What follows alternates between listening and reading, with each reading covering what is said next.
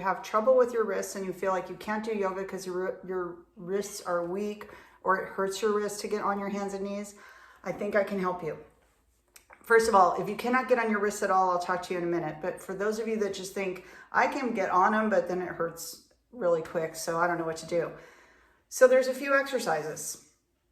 First of all, you don't have a lot of muscle in your actual wrists, so we're going to strengthen the muscle in our forearms and the muscles in our fingers that will support the wrist, because the goal really is to kind of lift up out of the core of your hand here and put the pressure like claw into your fingerprints when you're on the mat.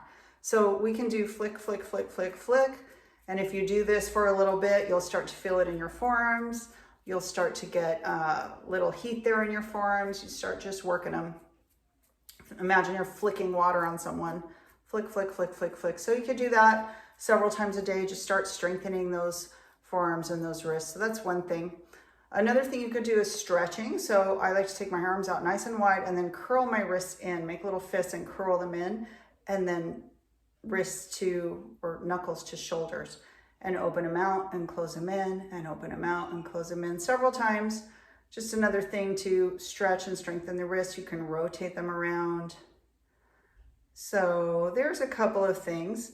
Then once you're on your mat, there are some different things we can do. So one thing you can do is roll up a blanket or a towel and then put the base of your wrists on the actual blanket so that it lifts them up and it helps you to push your weight into the fingers a little bit more.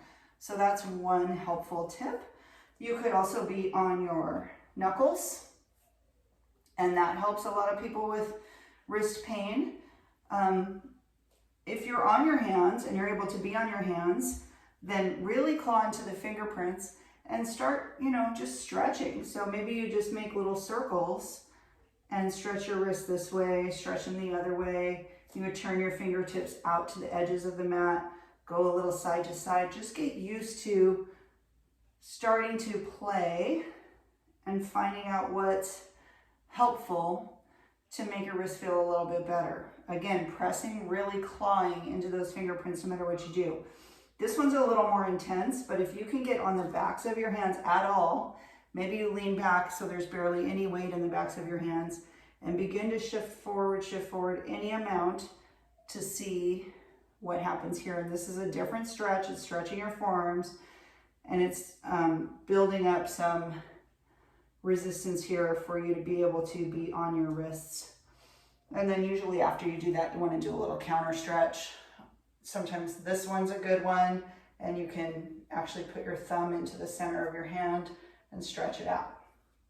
So always stretching, always working those wrists. So if you're in a downward dog or you've been on your hands and knees too long in a practice, there is no shame in coming down onto your forearms, coming into a child's pose, rotating your wrists, just taking a break.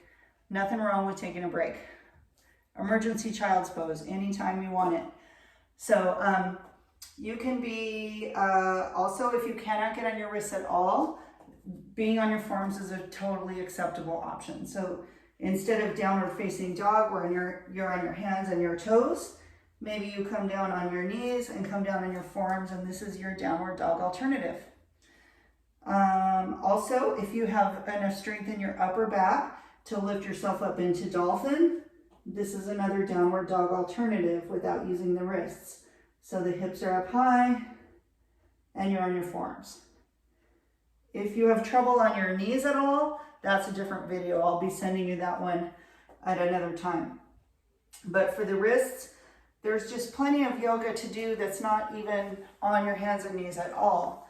From mountain pose to balancing poses to seated poses, twists, things on your back. Lots and lots of things to do without having to be on your hands at all. So don't give up on yoga. If you're curious about it, you want to try it, you want to do it, don't think that having weak wrists or pain in your wrists is prohibitive from you doing yoga at all. We can figure it out and I can help you. So I hope you'll join me again, and I'll see you soon.